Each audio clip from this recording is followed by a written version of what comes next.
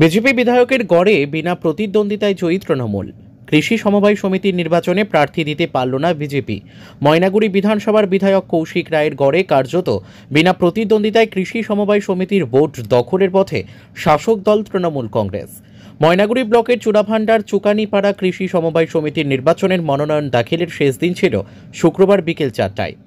9 আসন বিশিষ্ট এই সমবায় সমিতির নির্বাচনে তৃণমূল কংগ্রেসের তরফ থেকে 9 জন প্রার্থী মনোনয়ন দাখিল করেন। সেই সাথে নির্দল প্রার্থী হিসেবে 2 জন মনোনয়ন দাখিল করেন। তবে উল্লেখযোগ্যভাবে বিজেপির বিধায়কের গড়ে বিজেপির তরফে কোনো মনোনয়ন দাখিল করা হলো না।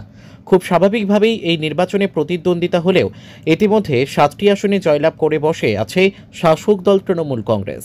বিজেপি বিধায়ক এই সমবায় সমিতির সদস্য ছিলেন, এরপরেও কেন কোনো প্রার্থী তারা দিতে পারলেন না সেই প্রশ্ন থাকছে।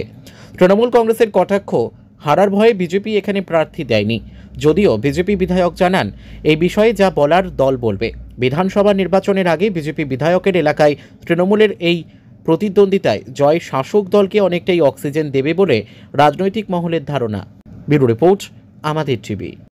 দাদা বলছি, চুকানিপাড়া সমবায় কৃষি উন্নয়ন সমিতির যে এখানে একটা নির্বাচন হওয়ার কথা ছিল এবং মনোনয়নপত্র দাখিলের আজকে শেষ দিন ছিল, তো কি হলো ঘটনাটা? দেখুন, চুকানিপাড়া সমবায় কৃষি উন্নয়ন সমিতি এটা 1954 সালের তৈরি একটা সমবায় সমিতি, দীর্ঘদিন থেকে চলছে এবং এখানে ডিপোজিট মোবিলাইজেশন থেকে শুরু করে ফার্টিলাইজার বিজনেস থেকে শুরু করে ক্রপ লোন থেকে শুরু করে বিভিন্ন কাজকর্ম হয়ে থাকে। বলতে গেলে জেলার বড় সমবায় সমিতিগুলির মধ্যে এটি একটি। এটারই নির্বাচন কমিশন ডিক্লেয়ার করেছিল যে 6 এবং 7 তারিখ নমিনেশন, 12 তারিখ স্ক্রুটিনি, এরকম ধাপে ধাপে শেষে গিয়ে ইলেকশনটা হতো।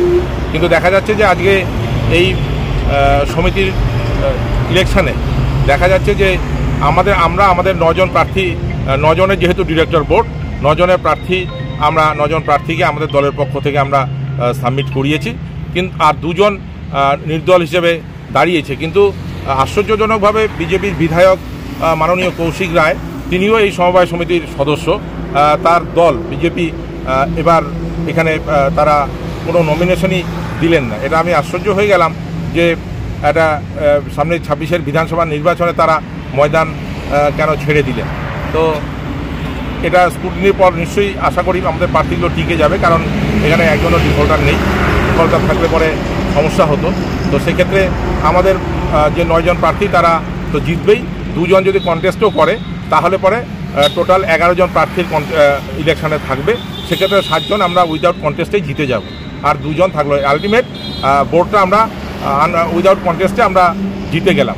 তো খুব স্বাভাবিকভাবেই আমি মনে করি যে বিজেপি, আমার মনে হচ্ছে যে তারা সাংগঠনিক তাদের শক্তি ক্ষয় হয়েছে, এবং ক্ষয় হয়েছে বলেই তারা বিধানসভার নির্বাচনের প্রাককালে যাতে যদি হারে তাদের একটা ভাবমূর্তি ক্ষুণ্ণ হতে পারে, এই আশঙ্কা থেকেই তারা হয়তো এবার এই নির্বাচন থেকে তারা সরে দাঁড়িয়েছে। মানে বিরোধীরা কেন এখানে মনোনয়নপত্র দাখিল করলেন না, কি মনে করছে? সেটা নিশ্চয়ই বিজেপির বিধায়ক, তিনি এই সমিতির সদস্য। আমি যেমন নিজে এই সমবায় সমিতির সদস্য এবং এক সময় আমি এই সমবায় সমিতির একজন কর্মচারী ছিলাম, অ্যাকাউন্টেন্ট হিসাবে দীর্ঘদিন কাজ করেছি 1993 সাল থেকে। কিন্তু গত বিধানসভা 21-এর বিধানসভা নির্বাচনে দল আমাকে প্রার্থী করায়, আমাকে রেজিগনেশন দিতে হয়েছিল। আমি রেজিগনেশন দিয়েছি, তবুও এখনও মেম্বার আছে। সেক্ষেত্রে বিজেপির বিধায়ক তিনিও এই সমবায় সমিতির সদস্য, সুতরাং তারা কেন নিজেও দাঁড়াতে পারতেন, কারণ সে ডিফল্টারও নয়, সেও দাঁড়াতে পারতো, কিন্তু তারা কেন কন্টেস্ট করলো না এটা তারাই বলতে পারবে, এটা আমাদের পক্ষে বলা সম্ভব নয়। তাহলে তো এক প্রকার বোর্ড আপনাদের দখলে এবং জয় নিশ্চিত। বলছি তো, 7 জন যদি উইথড্রয়ালের ডেটের যদি নির্দল প্রার্থীরা তুলে নেয়, সেক্ষেত্রে তো আর ইলেকশন হওয়ার সম্ভাবনাই থাকলো না। আর যদি তারা কন্টেস্টেও থাকে, তবুও আমাদের 7 জন তো উইদাউট কন্টেস্টে জিতছেই, সুতরাং বোর্ড তো আমাদের দখলে থাকছেই। এ নিয়ে তো সংশয় নেই। আমরা যদি কথার তর্কের খাতিরে ধরে নিই যে 2টো সিটে আমরা হেরে যাই, তবুও তো আমাদের 7 জন উইদাউট কন্টেস্টে জিতেই গেল। সেক্ষেত্রে বোর্ড তো আমাদের হয়েই গেছে, এটা তো আমরা ধরেই নিতে পারি।